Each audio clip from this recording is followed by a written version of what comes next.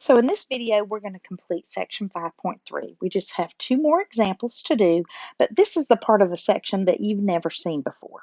Okay, so this is the kind of a problem we're going to be doing. Okay, so we're going to have this rational function, and either we're going to set it equal to 0, or we might do some inequalities with it. Okay, so the way that you work this is we're going to use what's called positive negative charts. Okay, so I'm going to show you how to set up a positive negative chart. Here are the steps, which won't make a lot of sense until we completely do it. But the main thing is we're going to start off by factoring the numerator and the denominator completely, and then make a list of those factors on the left-hand side. So that number 1 and number 2. Well, if you look at the top, the first one, it's already factored. And the bottom one, it's already factored too. So we're going to put those factors on the left-hand side. So we're going to have x plus 1 is one of my factors, and x minus 4 is the other factor. Now, I like to go ahead and divide it into two pieces, okay? So now, the second step said to make a list of the factors on the left-hand side, which we did. Now we're going to determine what makes each factor 0, and we're going to put that on the number line above it. Okay, so what would make this one 0? If I set it equal to 0, negative 1 would make that one 0, right? And what would make that one 0? A positive 4. 4 minus 4 gives me 0. So I'm going to have two numbers up here. I'm going to have a negative 1 and a positive 4. Now I'm going to split. See, that would split my number line. It looks like it's in three parts, right? 1, 2, 3. But I really want to split it into 5 parts. And how I do that is a little different than I guess other professors might do it. But I'm going to make this like a little box. Okay, so it still splits it into 3 sections, but then I have where the actual number is, where negative 1 and 4 is on my number line as well. Okay, so the next thing I want to do is I'm going to think about that number line, and I'm going to write the intervals above it. Okay, so the intervals above it, what I mean by that is from here to here on my number line. How would you write that as an interval? Well, that would be what, negative infinity to negative 1? That would be my interval for that. All right, so now let's do the interval that's in the middle, this part, from here to here. That would be what, from negative 1 to 4 would be that interval. And then let's do the last part, from this 4 all the way to the end. Well, that would be 4 to infinity. Now, the reason I go ahead and write my intervals is because that's actually going to be the answers. Okay, that's going to be the answers to these inequalities down here. It's going to be the intervals. Okay, so let's come back up here and see where we are. Write the intervals above the number line. So I've already done that. So number 6, use a test value in each interval from step number 3 to determine whether the interval is positive, negative, or 0. So basically, I'm just going to go here and pick a number that is in between negative a bazillion and negative 1. So I'm going to choose maybe negative 10. All right, so when I put a negative 10 in this part right here, right, I'm going to get negative 10 plus 1 is negative 9. So that's going to give me a negative sign there. Okay, I'm going to do the same thing here. Negative 10 minus 4 is going to give me negative 14. So that's going to be a negative as well. Then I'm going to go to where negative 1 is. This one right here. Okay, so I'm going to put negative 1 plus 1. What do we get? 0. And we'll do the same thing here. Negative 1 minus 4 is -5, which is a negative number. Then let's pick a number between -1 and 4. I like 0. 0 is always really easy to plug in. So when I plug in my 0 here, 0 plus 1, I'm going to get a positive number. When I plug it in here, 0 minus 4, I'm going to get a negative number. So a positive number and a negative number. Now let's do the same thing with 4. When I plug a 4 in here, 4 plus 1, I'm going to get 5, which is positive. When I put a 4 in here, 4 minus 4, that gives me a 0. And then lastly, I got to pick a number between 4 and a bazillion. So I'm going to pick 10 just because it's easy.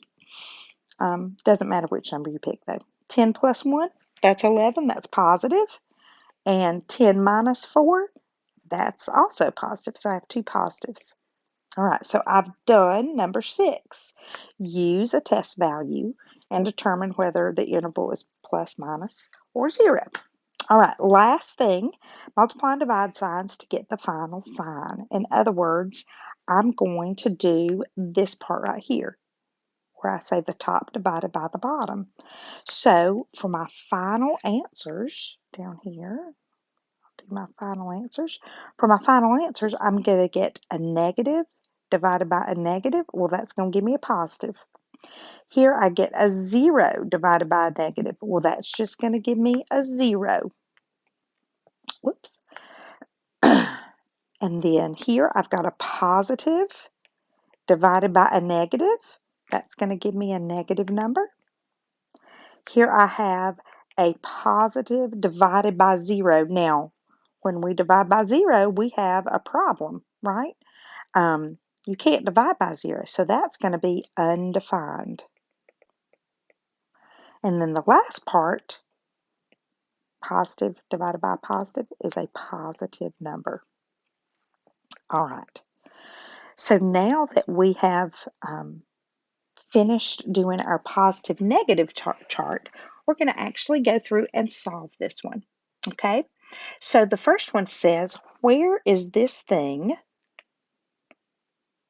equal to 0? Do you see where on the bottom down here it's equal to 0?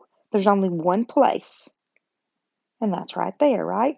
At the point -1 is where it's going to be equal to 0. So my answer to this one is -1. Or you could write it, your book likes you to write it as a point. So either one, okay? You could also write x as -1. So there's 3 different ways you could write that answer. It means the same thing. Okay. Now we need to know where it is greater than 0. Well, greater than 0 is going to be where it's positive. So let's find where it's positive. So it's going to be positive where, let's see, there and here. So only 2 places. Let's look at the interval that goes with that. I told you we would be using those intervals. So the interval that goes with this one is that -infinity to -1. I'm going to come back and we're going to talk about well, let's do it just now. It says, or it's equal to 0. So notice that at -1, it was equal to 0, right? So it's going to have a bracket at the end, okay? Now the other interval was 4 to infinity. Now notice that it was not equal to 0 at 4. So we're going to keep parentheses around there. I like to put the little union in between there. You don't have to. Some people put semicolons. That just connects them in my opinion. But anyway, so that's the answer to that one. And then this one says, where is it smaller than 1? So that's smaller than 0. So that's where it's going to be negative. Let's see where it's going to be negative over here. There's only one place that it's going to be negative, right? Right there is where it's going to be negative. So that part is from -1 to 4. Now remember, it's got an equal to mark, right? There's my equal to mark. So is there any place that it would be equal to 0? We already said that right here is where it's equal to 0 at -1. So we're going to put a bracket on -1. At 4, it's not equal to 0, so it gets a parentheses. Okay, now we can always double check our answers. Remember at the very beginning, we had some graphs and we had to figure out what the answers were. Okay, so now we're sort of going backwards. We figured out our answer, and I went ahead and put the graph right there. So that's the graph of x plus 1 over x minus 4. We said, where's it going to be equal? And we said right there where it crosses at -1, right? And that's what we got. Where is it going to be greater? Well, it's going to be greater. Let me do it in orange, I guess. It's going to be greater here. So that's what, -infinity to -1 with a bracket. And that's exactly what we got right there. And then from wherever that asymptote is, which is looks like it's about at 4. So that's what we got, right? We got from 4 to infinity. Okay, so now let's look, where is it going to be less than? What's going to be less than? Let's use, I guess, blue. There. So it's going to be less than, and notice it had or equal to, okay, from that -1, not to infinity, because we're -infinity, because we're not talking y values, we're talking x values.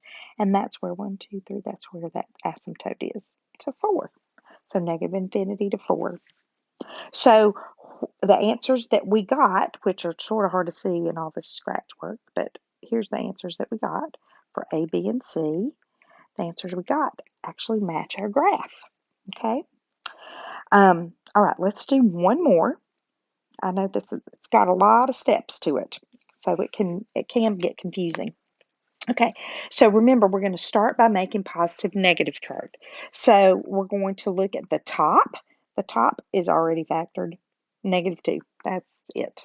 Okay, and the bottom is x plus 3 squared. So I'm going to write it x plus 3 squared, and then I'm going to split it like I did before. Okay, now what would make the top 0? Because remember, that's what we're trying to do. That's what we did up here. We looked to see what made that top 0. Well, nothing can turn a -2 to 0. So that we're not going to be using that. Okay, but what would make that 0? A -3, right? -3 plus 3 is going to give me 0. So I only have one number on that number line, -3. So I'm splitting it. It looks like I'm splitting it into just 2 pieces, okay? But remember, I'm going to keep this as a piece as well. So I've got this piece and this piece, but we can't forget to figure that one out. A lot of people forget that middle part. All right, so now we're going to just go in and plug in, put in our intervals, okay? So intervals are pretty easy, from -infinity all the way up to -3, and then from -3 to positive infinity. So we just have 2 intervals. So now we're going to go back through and we're going to see what the sign is going to be in each one. So for here, let's see, from -infinity to -10 or -3, I'm going to put a -10 in there just because that's my favorite number. Well, there's nothing to plug in here. Okay, so that is a -2. It's always going to be negative. So I'm going to put my negative right there. You know, we can just put a negative all the way. Well, no, let's just leave it. Okay, so now let's look at the bottom. If I put -10 in this part right here, -10 plus 3 is going to give me what? A -7. But when I square it, it's going to turn it back to positive. All right. Now let's put in a -3.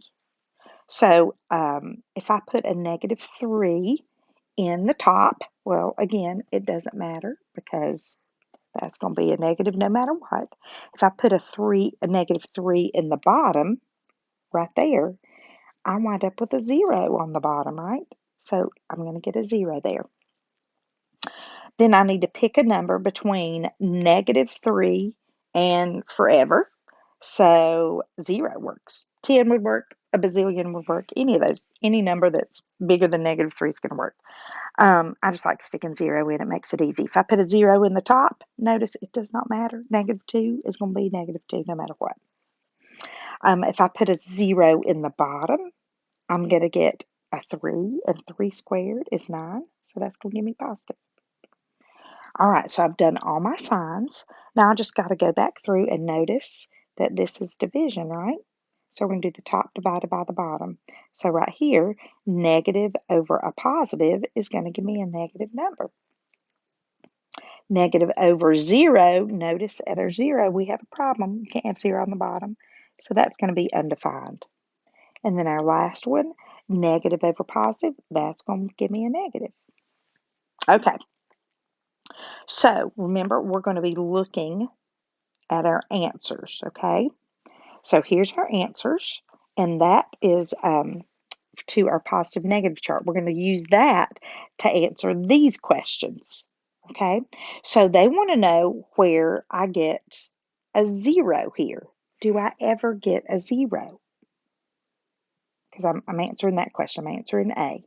I don't ever get a 0. So that means there's not going to be a solution for this one. No solution because there's no 0. Okay. This one says, where's it going to be a bigger than 0? So where's it going to be positive? So let's click back over here. Do I have a positive anywhere? I don't. So I've got no solution there. And then the last one says, where's it going to be negative?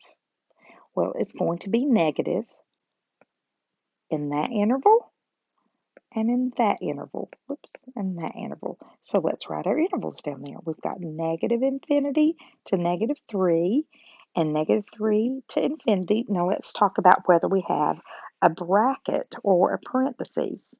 Now notice that I don't have an equal to mark there. So if you don't have an equal to mark, you're never going to have a bracket. So that's going to be parentheses and parentheses. And again, I like to put a little U there. Okay, so it says we could check our answers on our calculator. So I graphed this equation, okay, in the calculator. And we want to find out where it crosses 0, where it's above 0, and where it's below 0. So here it is. Where does it cross 0? Notice this is an asymptote. It gets really close to it, but it's never actually going to hit on the x-axis. So that, for A, we said no solution, right? That's where it is equal to 0. B is where it's greater than 0. Well, greater than 0 means it's got to be up here somewhere. Well, we don't have a graph up there. So that's going to be no solution. And then C is where it's below the x-axis, right? So that's going to be this part from negative infinity to, I believe that our, 1, 2, 3, we had -3 was our asymptote. So that should be from negative infinity to -3. And then on the other side, -3 to infinity. And that's what we got. Here's our solutions, oops, to A, B, and C.